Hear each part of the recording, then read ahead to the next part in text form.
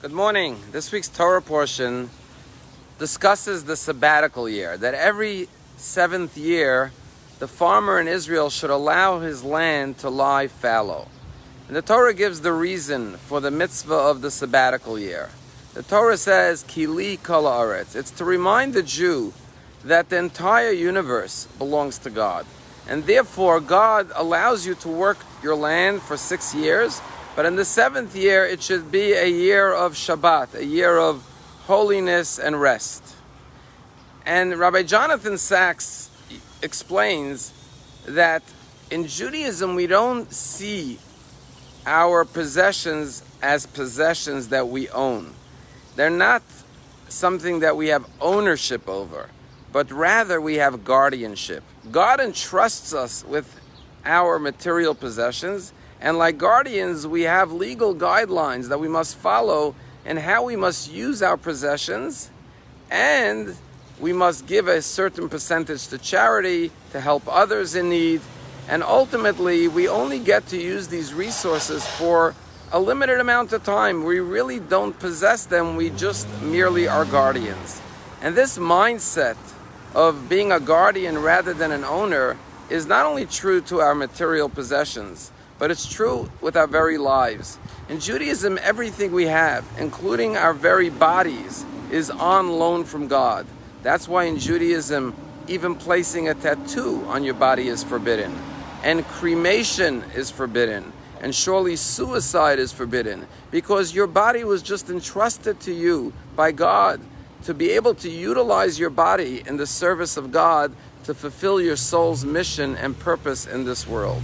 And therefore Judaism reminds us with the sabbatical year, and then 7 years of 7 cycles to the ultimate Jubilee year, when once again we must rest the land and ourselves, that ultimately we should focus on what's really important in life.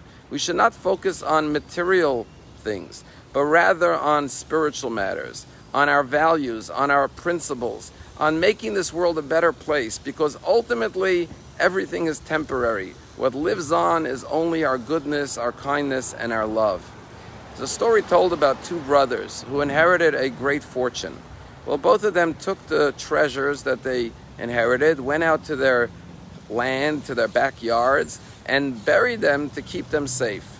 But one brother was a warrior, and so a few months later he started to worry, what's if someone stole my possessions? So he went out and started to dig. But unfortunately, he dug a couple of yards off from where he had actually placed it. And he dug and he dug and he did not find it. And the poor brother was distraught and brokenhearted, thinking that someone stole his treasure. And for the rest of his life, he lived in sadness and in despair, feeling that he was now penniless, having lost his entire treasure. But the second brother was not a warrior. He buried the treasure and didn't worry. He figured everything's fine. But actually, someone did steal his treasure, but he never knew about it. So he lived out his life and his days happy and joyous, knowing that he has a great treasure.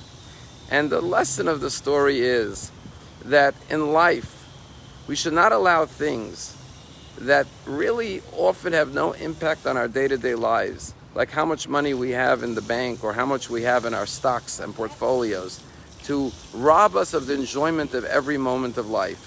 Because our purpose here in this world is not to accumulate, but to contribute and to give and help others. And that's why in Judaism, unlike in our society where we are focused on our Bill of Rights, on our entitlements, the Torah doesn't talk about your rights. The Torah talks about your responsibilities and your duties. And if we focus on our duties and our responsibilities and what really matters, then we will lead happier and more fulfilled and more meaningful lives. Have a wonderful day.